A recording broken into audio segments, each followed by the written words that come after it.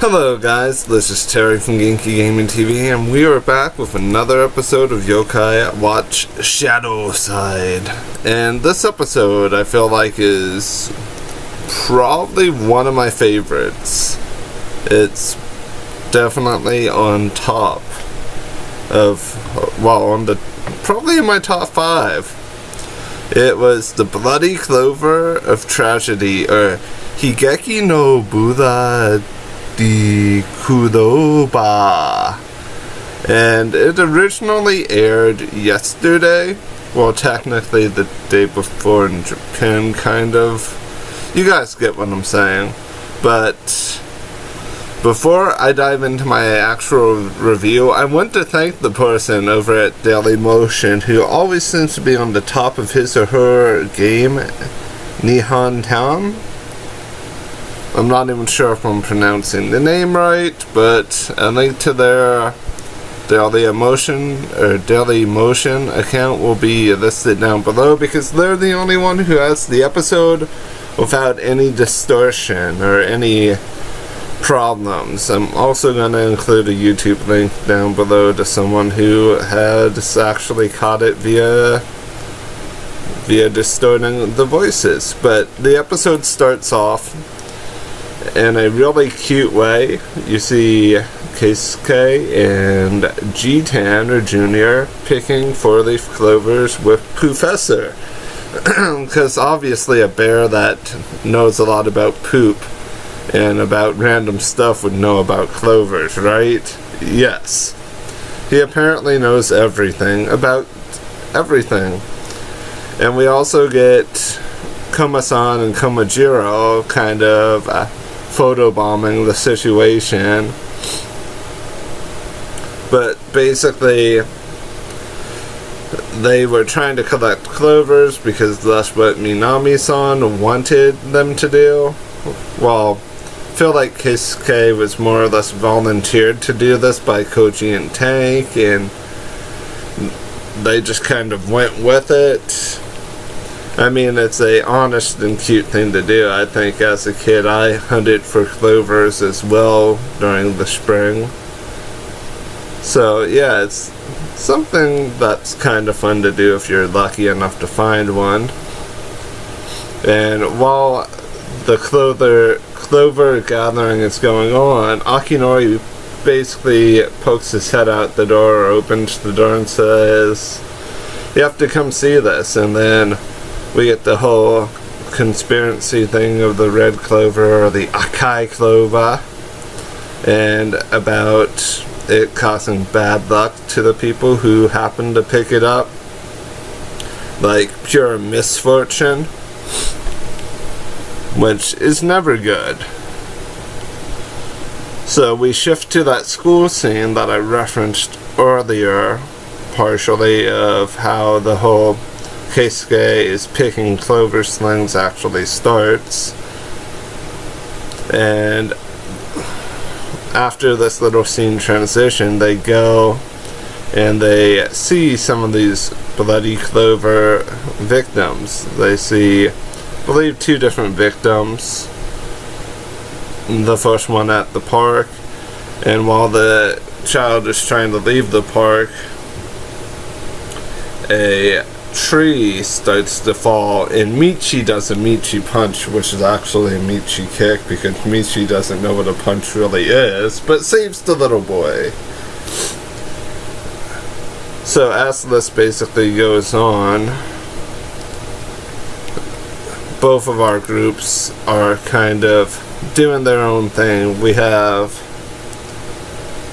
the Natsume team, or at least that's what I'm calling it, because it's Natsume, Keisuke, and Ayame, while our other team, which is the Akinori Toma team, basically goes to another victim's house, Shoko-chan, to check on Shoko to see if there's anything that they can do. They wanted to ask about the condition as well. And Shoko went to pick up her drink, and the handle snapped off, and the light behind Shoko started to come down towards Shoko. But that was stopped because they were saved. So after this, everyone kind of regroups a little bit to re-strategize their plan. But this isn't after Natsume,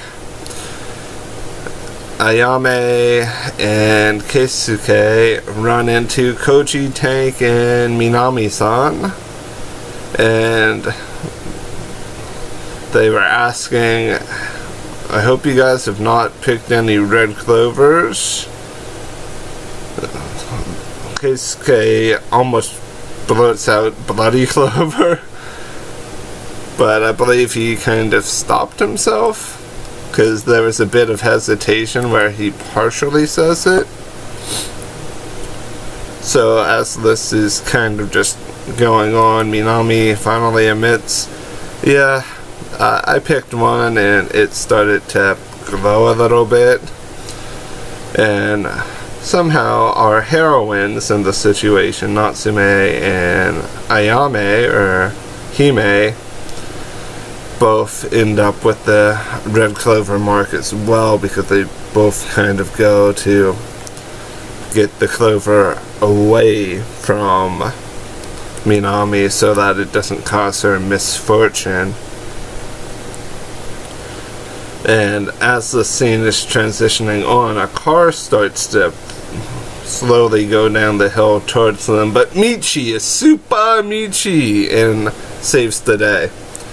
So this causes them to basically slowly try to recap, because after Michi was hit by a car going downhill, they figured it was probably a good idea to regroup and re-strategize or strategize.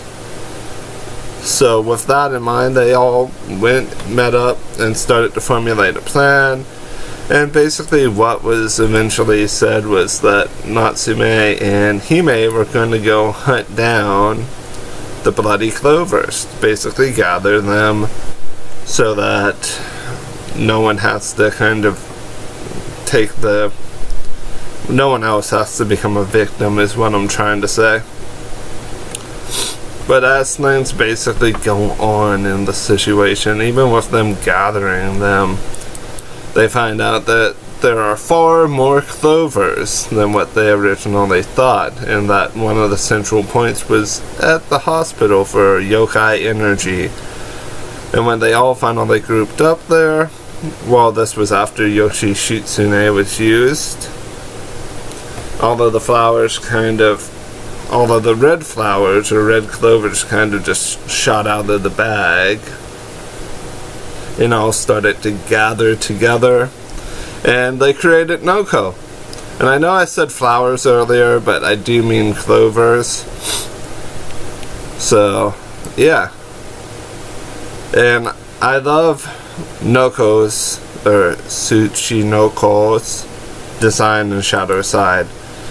His ShadowSide creature is a gigantic red and yellowish color snake, and he has, I want to say, 6 eyes on him at least, because you have the 3 on his head, 3 on his side facing the camera, so I would have to speculate there's actually 9 eyes, even though he technically only really has 2. It's just for visual sake. So after Michi was a superhero trying to save the girls earlier by chopping rocks, taking airborne assault, saving them from falling, and being peed on by a dog, Michi decides, yeah, I'm gonna finally use a punch correctly. I'm gonna punch the snake in the face because I'm the superior snake-like creature. He went for his Falcon Michi punch. I added the Falcon part because Michi needs to become an alternative skin for Captain Falcon, but that's besides the point. But as Michi's Michi punch happened, Noko kind of eats Michi to a certain degree, or like takes Michi into his mouth and then like spits Michi out at Akinori. Akinori kind of braces for impact a little bit and kind of takes the blunt of that blow from Michi being spat out at him, and Michi was kind of marked with the clover across his eye. Next up was Toma as Benkei. Benkei was kind of fodderized. I'm gonna say that he just kind of was sweeping the clover attacks away, but was eventually worn down by the amount of clovers being fired. So after the clovers started to cause things to go on for Benkei, it was Akinori's time to shine. Akinori summoned Kieran, and Kieran is so fast that Noko really can't even hit him, and Kieran basically uses his horns and runs around the side of Noko, causing Noko to experience true pain. Noko then jumps on a tree, bringing the tree down towards our detective agency, and then escapes, kind of. And while Natsume and Toma and Akinori are going after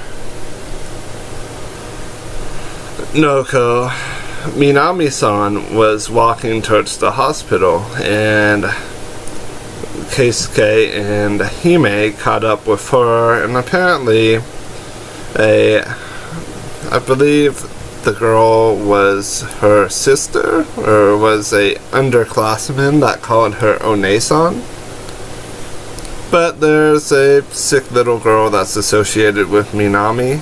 I wish I could remember her name. I should have written it down, but that's the crux of the situation. I thought that I would remember her name, but basically what happened was the little girl is super duper sick. And when I say super duper sick, I mean will die really, really soon if nothing is done. But she was really happy that Minami brought her a bouquet of four-leaf clovers. So Natsume and Toma are getting ready to kind of finish off Noko when Keisuke comes running saying, "Stop! Stop! Stop! Stop! The snake thingy is associated with the little girl of the girl that I like," because we all know that he secretly likes Minami. You can kind of see that in his posturing when he is around her.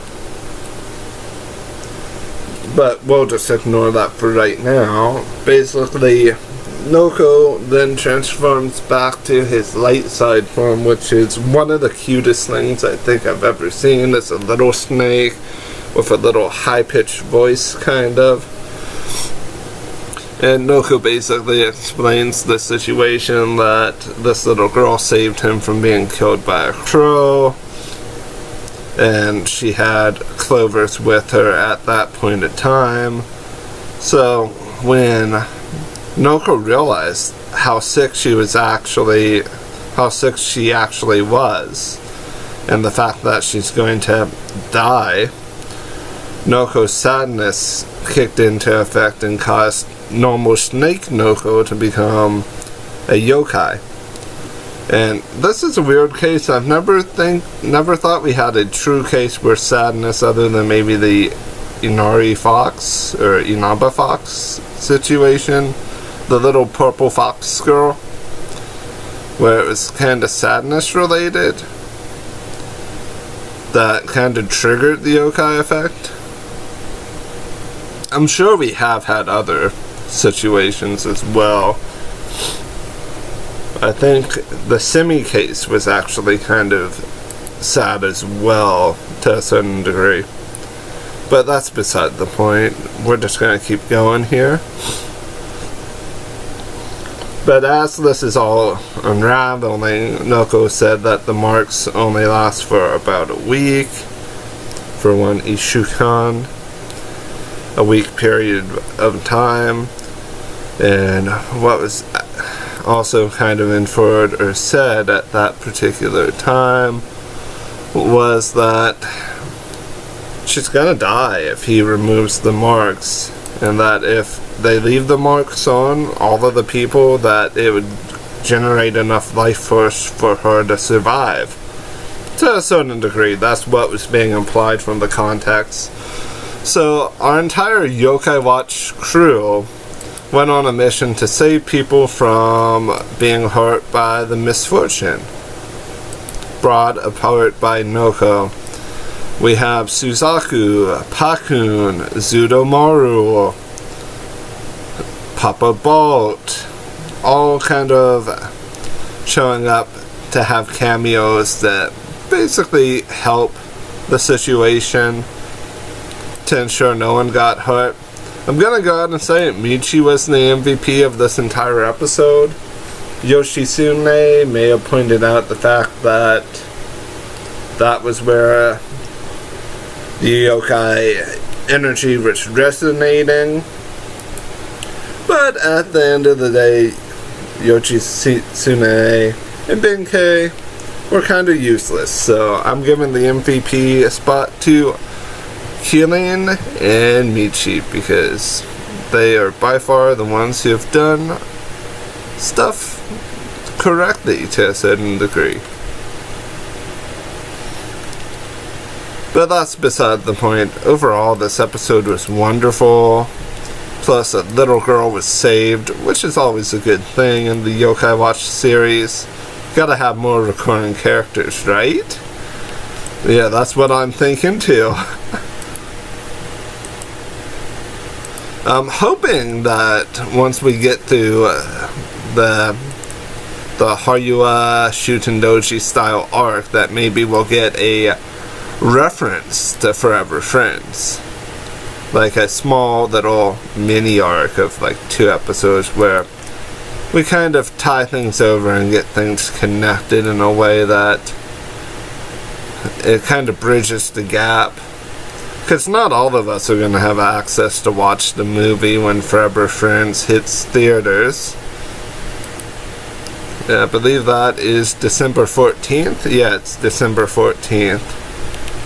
So yeah, I want to thank you guys for watching my review and listening to it. I hope you all have a wonderful morning, afternoon, and or evening. I've been Terry with Genki Gaming TV. Bye for now.